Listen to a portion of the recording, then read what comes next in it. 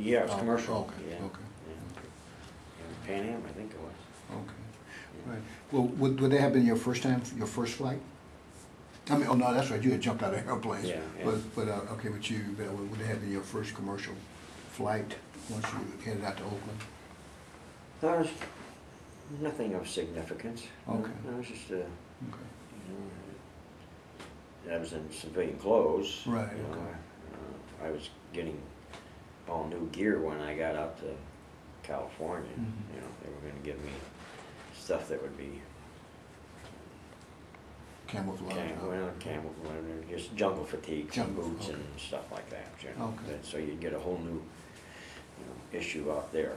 Okay. So I flew out civilian clothes. Mhm.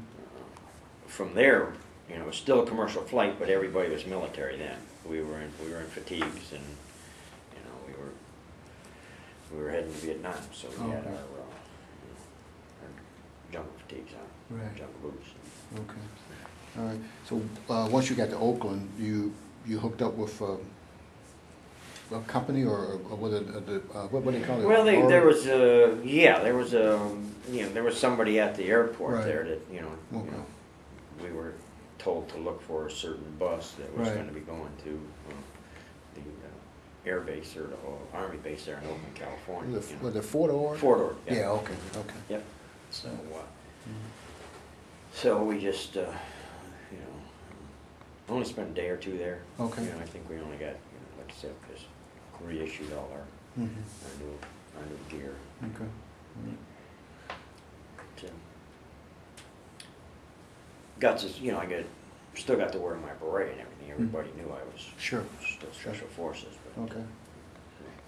Did any of when you got to Fort Ord, did any of your classmates from Benning hook up? I don't recall any. Yeah, so you were kind of Everybody's, by that time, everybody's really, my training extended an extra 18 months. Mhm. I mean, there were some guys from Fort Bragg that I knew that were, supposed to be in Oakland, California on such and such a date. Mhm. Whatever it was, September 7th or 8th, something like that. Mhm. Okay. And, we left together. So. Okay. But none of my basic training or AIT or jump school guys. Okay. Just Special Forces guys. I mean, that I knew. Okay. The whole plane was full of everybody. I mean, Sure. they could have been going to any place over Sure. there. Okay. They were all going to Saigon, Tonsanute Airport. And that's where we were all going, and then there you went from there. So, Okay. So you're on a plane headed to Vietnam. yeah, we stopped in Okinawa. Okay. Was this a commercial plane? Yeah. Yeah. Yeah. Okay. Okay. But it was full of GIs. Yep. Okay. Yes, sir. All right. In Okinawa, and from Okinawa you went to where? Vietnam. Saigon. Saigon. Yeah. Saigon. Okay. All right. All right. So, what was your impression of your first day of hitting the tarmac in Saigon? Hot. Okay. Hot. Just hot. Walked into the. And it was September, and it was still hot. Mhm. And you could smell jet fuel, and it just it had that aura, you just there. September of '67. Yes. Okay. Yeah. Okay. Yeah, that Vietnam had a smell, So you kind of knew you were in a foreign country when you Yeah, stepped off there. yeah. Okay. All right. So from the airport, what happened?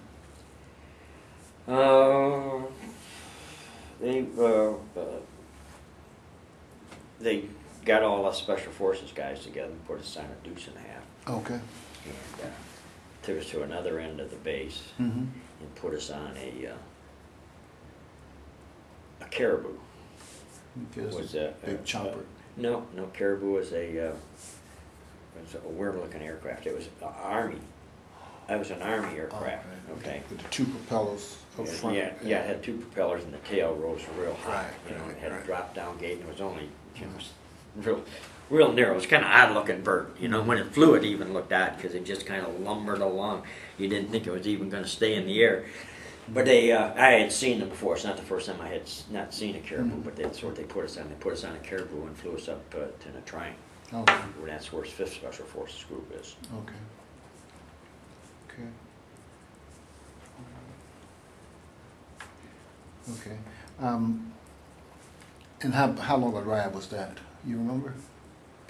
Half hour. Half hour? Okay. You went to, and so you were assigned to the Up and field. down, you know. Yeah, well, that 5th Special Forces is, you know, I guess that's where I thought I was finally going to get my A-team assignment, you know. And when I got there, we spent the, you know, it was late in the evening. They fed us, had a nice mess hall, fed us, and then the next morning we got up and Sergeant Major said, all you guys with orders for CNC detachment, I want you over there, and all you guys that are A-team assignments, because your orders are specific. Mhm. You know, they say Vietnam, but they also specify whatever. Mhm. So my order said CNC detachment. Okay, so just could have been 3 or 4 of us, I think, you know, that got orders for CNC detachment. Okay. And got back on another caribou and up to Da Nang we went. Okay. Okay. So, and got in Da Nang, got on a deuce and a half. There was a deuce and a half waiting for us. Deuce and a half took us up to CNC detachment. Okay. Right on the South China Sea, next to Marble Mountain. That's what they called it, Marble Mountain. Mhm. And offloaded there and Mhm. you know, got introduced to CNC detachments. Unbeknown to us at the time, you know, like I said, I think all along, Mhm. based on your training and what you was going through, you was going to go on an A-team, you know, or, and turns out that wasn't the case. My order specified CNC detachment. Got a group of us together and took us in this room and shut the door, and Sergeant Major says, all you guys in CNC detachment, you are, if you don't already have, you're soon going to have a top security clearance. Whatever you do, you are not going to be allowed to write home, call home, send pictures home, or even talk about anything you're going to be doing while you're in CNC detachment. And then he said, if any of you guys are reluctant to, you know, continue with this discussion, you're more than welcome to leave now. And you can go back to Nha Trang, and they'll probably sign you to a A-team. And so I'll give you guys a few minutes to think about what you want to do. And you know, I mean, we're all volunteers, you know, and it's like, you know, sounds exciting, you know, Special Forces, you know, that's what it's all about, you know. And so nobody left, and then he commenced to uncover a map and started talking about, you know, Laos, Cambodia, and North Vietnam, and told us what we'd be doing, you know, running recon cross-border, you know, and told us it was going to be, you know, a top secret military operation, and it was an imperative, and he made us sign an agreement that said you won't even talk about this to anybody or anybody for 20 years, you know. And so, you know, we all signed it. From there, in Da Nang, which was Command and Control Headquarters, I was assigned to Khartoum. Okay. Okay. And Khartoum was